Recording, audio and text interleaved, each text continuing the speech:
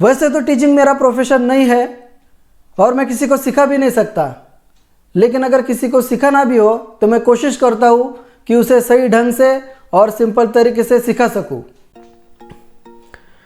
शलोम everyone, institute of professional education में आप सभी का स्वागत है। मैं हूँ आपका प्रोफेसर रोहन नेहमाय। स्टूडेंट्स, जैसा कि आप सभी जानते हैं कि आप यहाँ स्टॉक मार्केट यानी शेयर मार्केट के बारे में सीखने वाले हैं, और वो भी एकदम फ्री में, और एक भी रुपया देने की ज़रूरत नहीं। जबकि बाहर इसी शेयर मार्केट के बारे में सीखने के लिए हज़ारों लाखों रुपए फीस ली जाती है, और लोग देते भी है। फ़ायदा कितना होता है उनको ही पता। स्टूडेंट्स, जो मार्केट में नए हैं या जो ऑलरेडी मार्केट में काम कर रहे हैं पर सेटल नहीं हो पा रहे हैं, या जिन्होंने लॉस करके छोड़ दिया है, ऐसे सभी के लिए नेक्स्ट प्लस के साथ हमारी ये कोशिश है कि उन्हें कुछ सही बातें सिखाए जिस वजह से उनको फ़ायदा हो। स्टूडेंट्स, भले ही आपको सब आता हो, लेकिन यहाँ आपको बेसिक से ही स्टार्ट करना होगा, क्योंकि जब आप रियल मार्केट में ट्रेड करोगे तब काफ़ी दिक्कतें आएंगी, लेकिन उन सवालों के जवाब आपके पास नहीं होंगे। लेकिन यहाँ से सीखने के बाद दिक्कतें भले ही आएंगी, सारे सवालों के जवाब भले ही ना होंगे, लेकिन कुछ सवालों के जवाब आपके पास ज़रूर होंगे।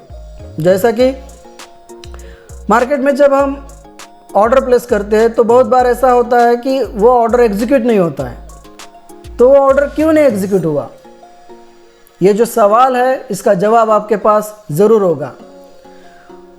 और जिस प्रकार लोगों में ये मिसअंडरस्टैंडिंग बनी है कि स्टॉक मार्केट एक जुआ है, एक सट्टा बाजारी है, तो मैं आप सभी को बता दूं कि ये कोई सट्टा बाजार नहीं है, ये कोई जुआ नहीं है, ये एक रियल बिजनेस है।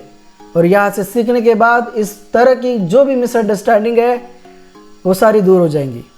तो प्लीज़ ये और आने वाले सभी वीडियोस को फास्ट फॉरवर्ड या स्किप करके देखने के बजाय उसे पूरा देखिए। पूरा सीखोगे तो पूरा समझ आएगा, आधा सीखोगे तो आधा ही समझ आएगा।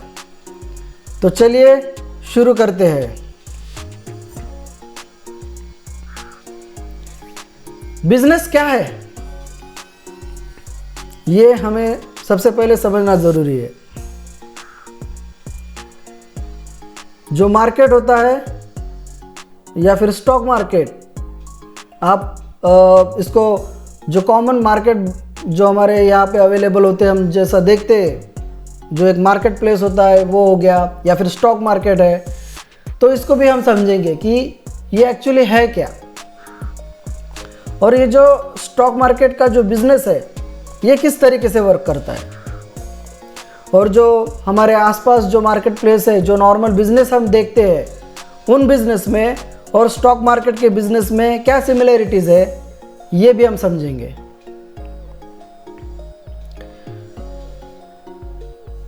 तो सबसे पहले हमें ये समझना है कि अगर हमें कोई भी बिज़नेस शुरू करना है तो हमें किन चीज़ों की ज़रूरत पड़ेगी, यानी हमें जो शुरुआत करनी है वो शुरुआत किस तरीके से होगी। तो सबसे पहले हम खुद को इस जगह पे रखेंगे कि हम एक ऐसे इंसान हैं जिन्हें बिज़नेस करने की इच्छा है। हम कोई बिज़नेस करना चाहते हैं, तो वो बिज़नेस क्या होना चाहिए, किस तरीके से करना चाहिए, और किस लाइन में, किस प्रोडक्ट में बिज़नेस हमें करना है, तो ये सारी चीज़ें हमें समझना है। तो सबसे पहले हम यहाँ पे खुद को रखते हैं कि मुझे बिज़नेस करना है। तो अगर मुझे बिज़नेस करना है तो मुझे क्या करना होगा, ठीक है। तो क्योंकि ये एग्जाम्पल, क्योंकि ये इससे आगे जो मैं आपको पढ़ाने वाला हूँ वो इसी तरीके से आपको समझना है कि मैं बिज़नेस करने वाला हूँ, मुझे ये बिज़नेस करना है। तो अगर मुझे ये बिज़नेस करना है तो मुझे ये किस तरीके से करना होगा।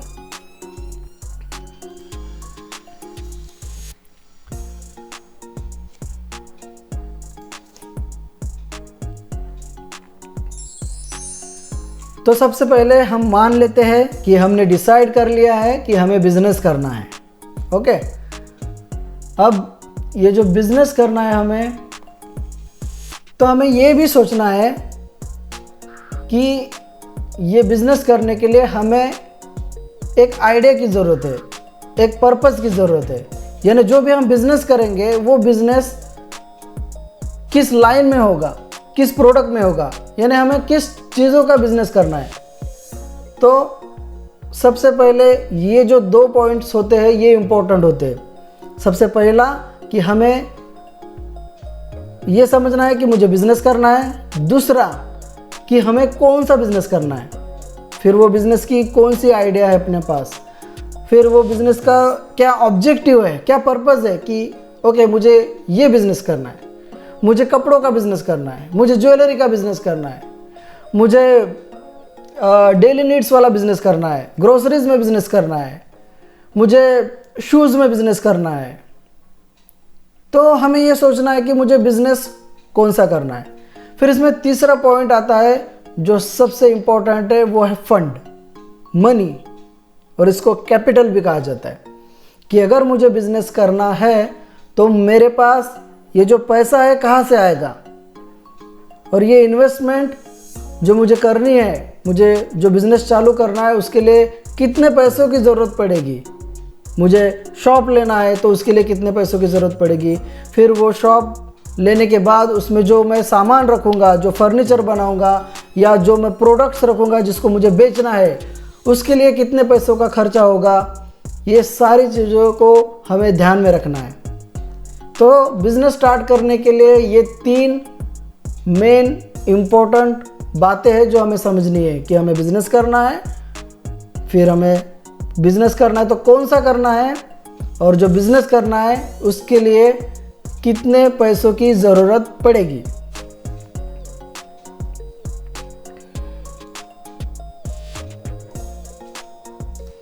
अभी जैसे हमने देखे हैं 3 पॉइंट। फर्स्ट पॉइंट है बिजनेस, सेकंड पॉइंट है आइडिया और ऑब्जेक्टिव्स, और थर्ड पॉइंट है फंड। तो अब हम इन्हीं 3 पॉइंट को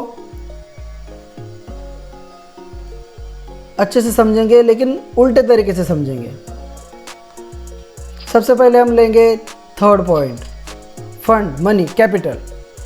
तो हमें कोई पर्टिकुलर बिजनेस करना है, तो अभी मुझे ये बिज़नेस करना है, तो ये बिज़नेस के लिए मुझे पैसों की ज़रूरत है। तो अब हम मान लेते हैं कि मुझे जो इन्वेस्टमेंट करना है, मुझे बिज़नेस करने के लिए जो पैसों की ज़रूरत पड़ रही है वो 1 लाख रुपए है।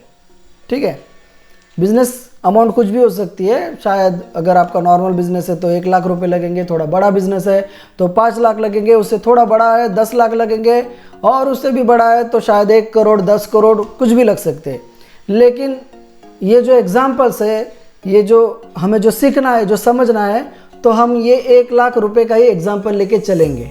ठीक है, बिज़नेस कितना भी बड़ा हो, छोटा हो, उसमें इन्वेस्टमेंट उतनी ही बढ़ेगी, उतनी ही कम होगी, लेकिन हम यहाँ पे एक स्टैंडर्ड एग्जाम्पल 1 लाख रुपए का ही लेके चलते हैं कि हमें बिज़नेस स्टार्ट करना है और हमें सिर्फ 1 लाख रुपए की ज़रूरत पड़ने वाली है। तो अभी मान लीजिए कि मुझे 1 लाख रुपए की ज़रूरत है, तो अभी ये पैसा मैं कहाँ से लाऊंगा? मेरे पास है 2 ऑप्शन। पहला ऑप्शन ये कि मैं अपने मम्मी पापा से पैसा लूँ, अपने रिलेटिव से पैसा लूँ और बिज़नेस स्टार्ट करूँ। और यूजुअली हम देखते हैं कि कोई बिज़नेस पे यकीन नहीं करता है तो घर से पैसा मिलना थोड़ा दिक्कत वाली बात हो जाती है। तो सेकंड ऑप्शन हमारे पास आता है बैंक या फिर फाइनेंस कंपनी। हम बैंक के पास जाएंगे, फाइनेंस कंपनी के पास जाएंगे, उनके तरफ से लोन उठाएंगे। फिर वो जो लोन रहेगा उसका रेट ऑफ इंटरेस्ट भी थोड़ा ज़्यादा होगा, और फिर वो पैसे के साथ हम बिज़नेस स्टार्ट करेंगे और हमें हाई रेट ऑफ इंटरेस्ट के साथ वो बिज़नेस अमाउंट और उनका जो रेट ऑफ इंटरेस्ट है वो बैंक को या वो फाइनेंस कंपनी को वापस करना होगा। तो ये 2 ही ऑप्शन हमारे पास हो गए। अभी इसमें तीसरा ऑप्शन और एक आता है कि मान लीजिए कि मुझे बिज़नेस करना है और ये एक बिज़नेस पर्सन है जिसने प्लान किया है। अभी हम इसको एक नाम दे देते हैं, तो इनको क्या नाम दूँ?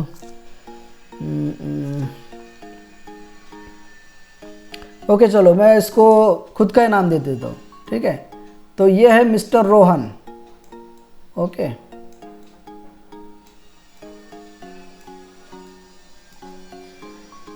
ये है मिस्टर रोहन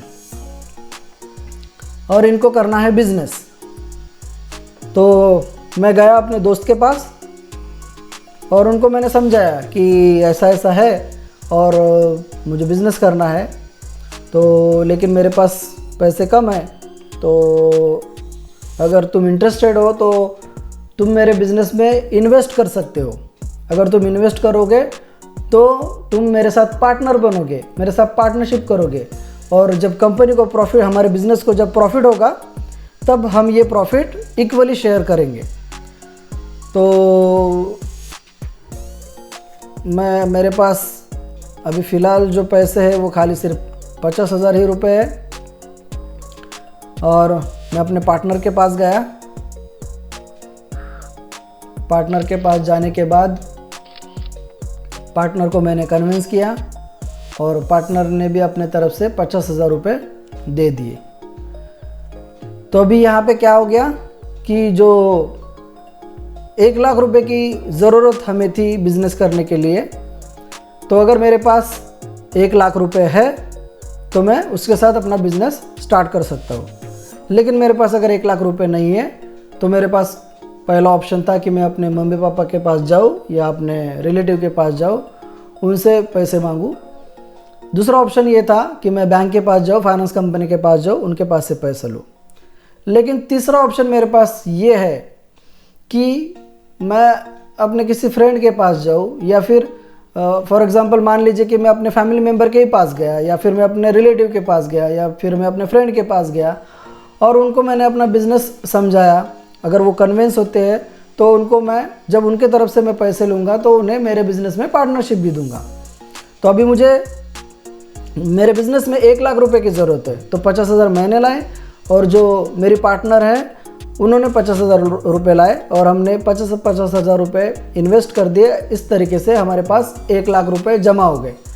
अब ये 1 लाख रुपए में हम हमारा बिज़नेस स्टार्ट करेंगे। हम शॉप लेंगे, मे बी वो हो सकता है शॉप हम रेंट पे लेंगे या फिर हम उसको ख़रीद लेंगे, फिर उसका जो फर्नीचर है, डेकोरेशन है, वो सब करेंगे।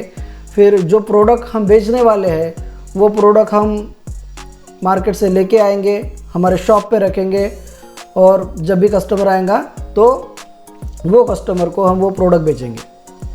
तो अभी ये 2 पार्टनर का एग्जांपल हो गया, ठीक है।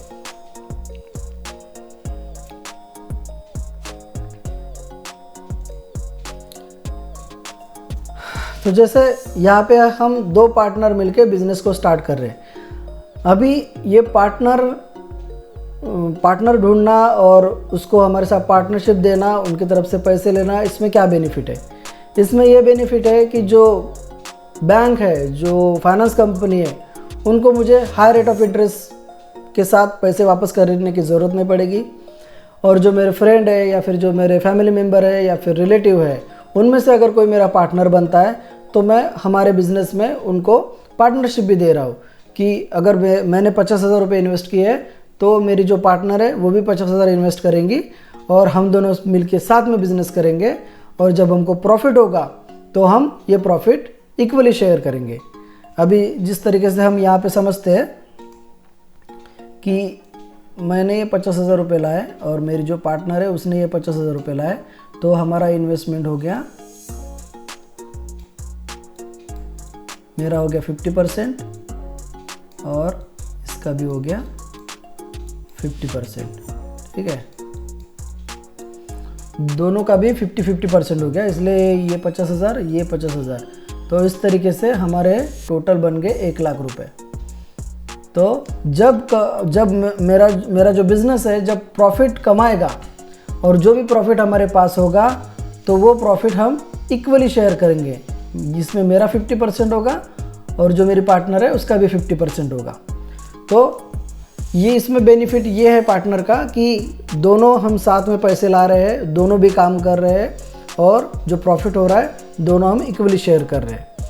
तो ये बेटर ऑप्शन होता है कि अगर हम किसी को पार्टनर बना लेते हैं और हमारे बिज़नेस में उनको इन्वॉल्व कर लेते हैं तो हमारे पास ये बेटर ऑप्शन होता है कि हम उनको पार्टनरशिप दें और जो प्रॉफिट होगा वो प्रॉफिट जो हमारा परसेंटेज ऑफ रेशियो है 50% फॉर एग्जांपल यहाँ पे, तो हम 50% प्रॉफिट उनको देंगे और 50% प्रॉफिट हम खुद रखेंगे, बजाय इसके कि वो बैंक को, फाइनेंस कंपनी को हायर रेट ऑफ इंटरेस्ट में पैसे दे।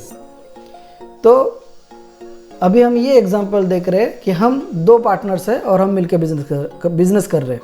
अभी इसका जो नेक्स्ट एग्जांपल होगा वो सेम ही होगा लेकिन थोड़ा डिफरेंट होगा। तो नेक्स्ट एग्जाम्पल की तरफ हम मुड़ते हैं।